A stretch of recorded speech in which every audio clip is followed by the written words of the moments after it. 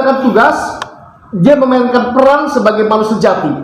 Korban penebusan dosa itu baru sempurna jika adil. Sekarang kalau kucing yang nyolong ikan, kan nggak boleh mencuri ikan kucing. Sekarang kucing yang mencolong ikan, apakah saya mesti memukul kambing yang nggak mencuri ikan saya? Kan tidak adil. Kalau kucing yang nyolong ikan, maka kucing harus dihukum. Sekarang siapa yang berbuat dosa? Manusia. Maka pengorbanan penebusan dosa harus dalam bentuk manusia. Itu sebabnya kenapa Yesus datang menjadi manusia, supaya memenuhi bahwa Tuhan itu adil. Korban penebusan dosa harus memenuhi tuntutan keadilan Tuhan. Maka bentuk wujud korban itu tidak boleh lagi seperti perjanjian lama, korban sembelihan domba, tapi harus bentuk manusia. Selama masih dalam bentuk domba, hewan itu domba, maka itu harus dilakukan terus-menerus. Karena sesungguhnya itu tidak menuntut adilan Tuhan. Masa manusia berdosa, bikin dosa, domba yang harus dihukum? Itu sebabnya Yesus Tuhan, Yehoshua, dia Tuhan yang menjadi manusia.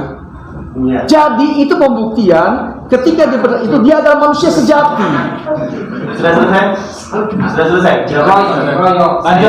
Lanjutkan lagi. Saya tidak menanyakan kenapa Tuhan berubah menjadi manusia atas nama Yesus atau seperti itu ya. Yang saya tanyakan, ketika Yesus disalib, siapa yang menguasai dunia ini? Apakah dunia tidak ada yang mengatur? Nah, apakah ada bangsa yang bisa mengatur? Apakah Anda bisa memahami pikiran Tuhan? Nah sekarang saya mau tanya, Anda kuliah jurusan apa?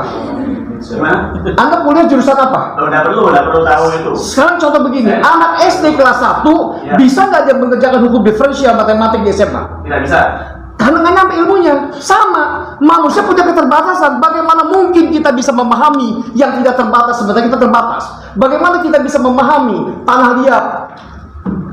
Apakah tanah liat bisa bertanya, kenapa aku dijadikan piring seperti ini?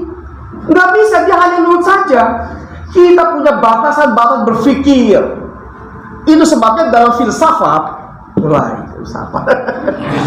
dan saya juga bisa memahami bagaimana Tuhan bisa menciptakan semuanya. Karena Tuhan pada peristiwa Yesus dalam keadaan manusia. Iya, yang saya tanyakan itu bagaimana dia mengatur dunia ini ketika Tuhan aja tidak ada dan dia sendiri sebagai manusia. Bahwasanya dia tidak bisa menyelamatkan dia sendiri. Bagaimana dia mau menyelamatkan umatnya? Dia bisa menyelamatkan diri sendiri. Caranya, proses kadang harus berjalan, harus ada yang mati dulu. Bukti apa? Dia bangkit dari kubur, berarti bisa menyelamatkan sendiri. Yesus bangkit dari kubur itu menunjukkan bahwa dia memang bisa membuktikan dia hidup, dia abadi, dia kekal. Kalau Yesus tidak bangkit, maka jelas dia tidak bisa menolong diri sendiri. Dia harus rela mati disalib. Seharusnya manusia yang berdosa yang dihukum. Dia rela mati supaya memenuhi tuntutan keadilan Tuhan. Silakan Mas. Mendengar penjelasan Bapak Pendeta tadi. Lupa ayat dari Saya berpikir bahwa kenapa kok dirinya untuk mengampuni mantep hamba-hambanya, kenapa kok begitu ribet? Padahal dia Tuhan. Untuk apa sampai ya untuk ini saya biar Anda diampuni ya, biar kamu saya ampuni ya, duduk sebagai udah terampuni. Itu terlalu ribet. Tuhan itu maha kuasa, maha pengampun, mudah seharusnya untuk mengampuni gitu.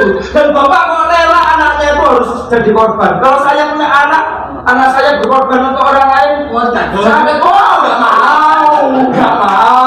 Ya. Dan yang satu lagi ada pertanyaan dari Ustaz Songgo.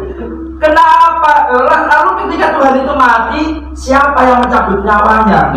Kok tega mencabut nyawa Tuhan? Masuk akal. Tuhan itu dibangkitkan atau membangkitkan nanti bakalannya. Kenapa Yesus harus datang menjadi manusia? Kenapa sampai dia mati? Ya tadi itu.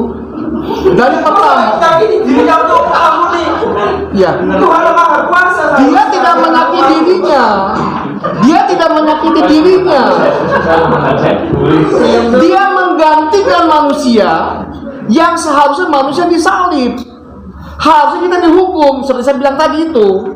Kucing yang nyolong ikan, masakah domba yang harus dihukum? Nah, upaya-upaya manusia dari awal itu luar biasa, tetapi sesungguhnya itu sia-sia. Karena orang tidak bisa mengamalkan sendiri. Walaupun dia berbuat baik, walaupun dia melakukan apostol, tidak bisa. Nah, sebetulnya seandainya manusia mengerti bahasa Tuhan, Tuhan saya nggak akan jadi manusia. Contoh begini, saya lihat semut di sini. Saya berhenti di sini. Oh, ada semut di sana. Semut sedang berjalan ke sana.